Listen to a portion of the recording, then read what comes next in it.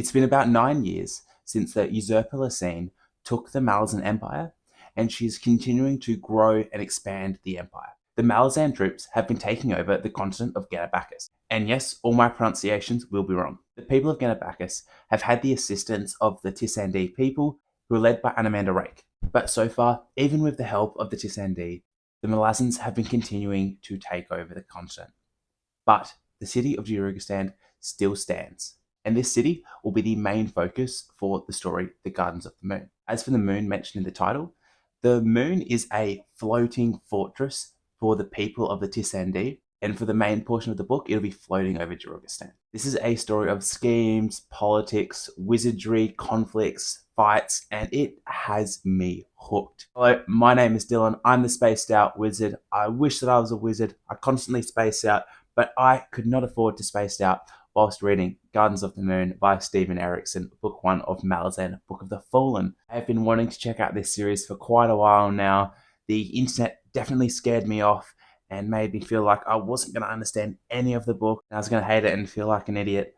But I gotta say, I had an absolute blast reading Gardens of the Moon.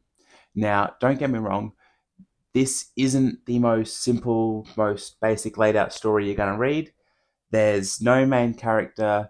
We're basically following a lot of people on all sides of the conflict, following the Malazan Empire while it's at a pivotal point in its existence. There's a lot of information laid out in these books, but if you don't worry too much about trying to take in all the different bits of information, and you pick up a guide that you can find on Reddit if you just search on Google Gardens of the Moon guide.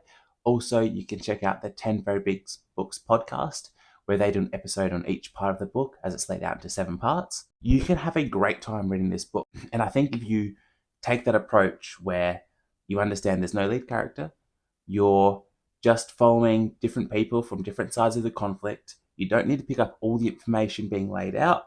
You can read a guide, you can listen to a podcast. This book will be much more approachable and you'll have a much better time reading it. Now, I rated Gardens of the Moon a 4 out of 5, and I have the expectation that this is going to become a all-time favorite series for me, probably my number 1 series of all time. I know it's generic at this point, and I say that now because of the groundwork laid out. I can already tell just from Steven Erikson's first book that his writing style is one I like. It's heavy-handed. There's heavy prose. He likes to go in with his descriptions, and he's got a great feel for his characters. He can give you the vibe that he can give a character the vibe that he wants you to feel for them, and I'm pretty sure this is going to be a pretty epic plot that he's laying out here. So I'm very, very intrigued, very invested, and if the step up from book 1 to book 2 is anything like what I'm expecting it to be, it's going to be an absolute blast.